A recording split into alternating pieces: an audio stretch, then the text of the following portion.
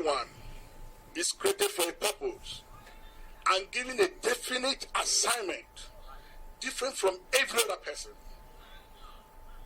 From the time you were born, you were given a definite assignment, a definite gift, and you were born for a purpose, different from every other person.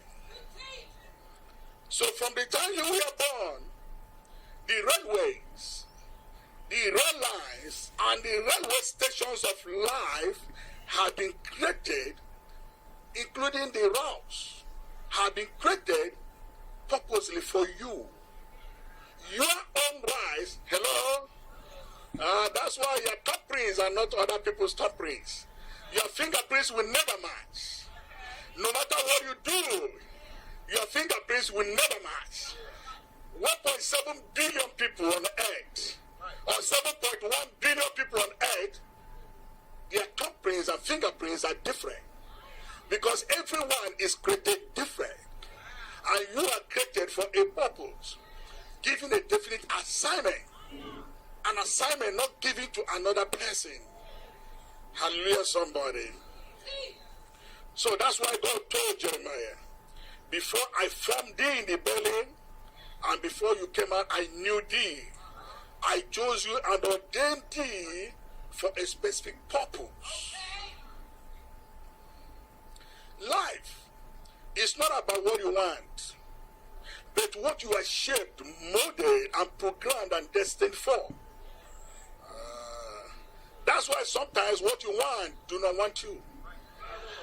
That's why sometimes what you do not want wants you. Hallelujah. You see, life has stations by stations. Life has stations by stations. Every station in life is transitional because it metamorphoses from one station to another station. Hallelujah, somebody. One day I was going to a bank and I met a young man. I couldn't figure where I met him, and I was in the midst of other pastors, and he called me and he pressed me and he said, "I don't forget that word." I said, "Which word?" He said, "Life is about station by station." And I understand that he has gone through something. That's why that one rings a note, because he has gone from one station into another station. Hallelujah, somebody. Life is like a railway and complicated network of rail lines that stops at railway stations. It's a complicated one. Okay, let me give you an example for those of you who have been either in Switzerland or in London. And now you see the rail lines and railroads, and some of them are underground rail lines with tube, while some of them are overground rail lines with fast trains, and some are international lines, while some are metro lines. Hallelujah. It goes slow and steady. It all depends on where you find yourself. But from the time you were born, it's like you have gone to buy a ticket going to somewhere. And the ticket had already written, this is your destination. And it tells you the time the train comes. Tells you the station the train will stop for you to get down, to join the next train, to get down to another station, to join another one. Before I was born? Hallelujah. Before we were born. It has been written, and the destiny are programmed for you. And now sometimes we get into a good train because there are good people in that train. And the train is moving, and we are chatting and singing and worshiping with those people on the train. We were not alert and didn't pay attention that at certain station we needed to get down to join into another train that that will take us to our own destination, and we pass that station. And once you pass that station, the train is moving, and you know you are moving, but actually you are going to a wrong destination.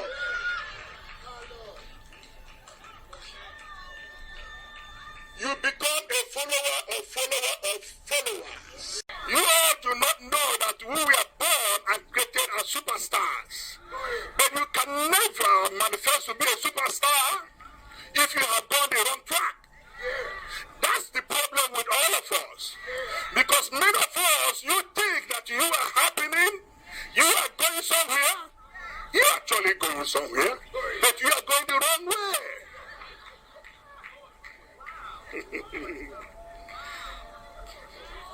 Hallelujah. You see, many of us have missed their trains and lines and are headed to other lines in life. You see, when you find yourself in a location that is not meant for you, you start doing what people in that location is doing. And of course, you will never prosper. I've seen many become attorneys, many become medical doctors, many become, in famous professions, which should have made them great. But they will never be great because they only join to answer name. Begin to practice what others are practicing. My son is an attorney, and I told him, I pray and believe God that you are called to be an attorney. Otherwise, if you just became an attorney because others are attorney, you will end up with white hair you are still struggling to eat. Hello? Because you are not called into that location. But if you are called into that location, you will be the kingpin in that location. Oh, come on, you need to understand.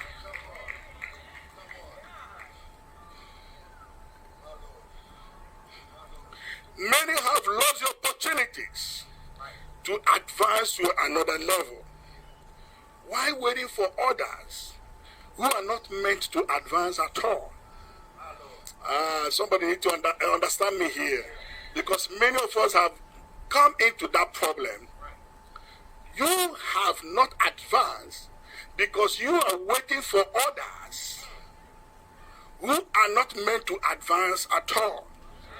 Because you cannot keep waiting for others at a train station or bus station that has a time when the train is to leave.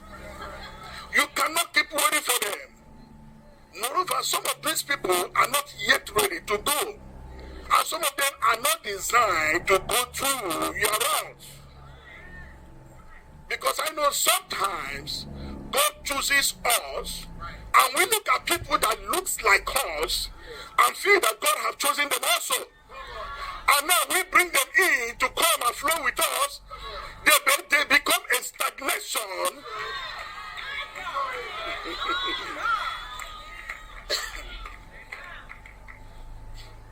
Because many times when you see people that look somewhat like you, you think that what you do is what they can do. Let me share something with you. There was an eagle that was flying on a mission.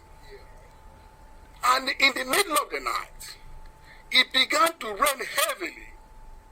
And it was midnight, and it began to rain heavily. The eagle, as far as it was, saw a tent somewhere and flew into that tent because it was pitch dark. He flew into that tent to go and wait so that after the rain in the morning, he will continue his journey. And when he was here, because the rain had already beaten him very well, he shook his feather. And while shaking his feather, he found that there were other birds that were also shaking their feathers inside there. So he kind of touched them. Hello? He touched them. and touch this one, and touch this one. So there were 3 of them. And he felt, oh, these are also eagles going my way. And they have come in here. Hallelujah. So he told them, guys, I need you to join me for the mission I'm going. And that mission will be profitable. We got to get here, and it will give us a lot of profit. And they asked him, what kind of profit? What is the distance? He said, we are going to cross through the wilderness. We are going to cross through the jungle. And we are going to cross through the sea.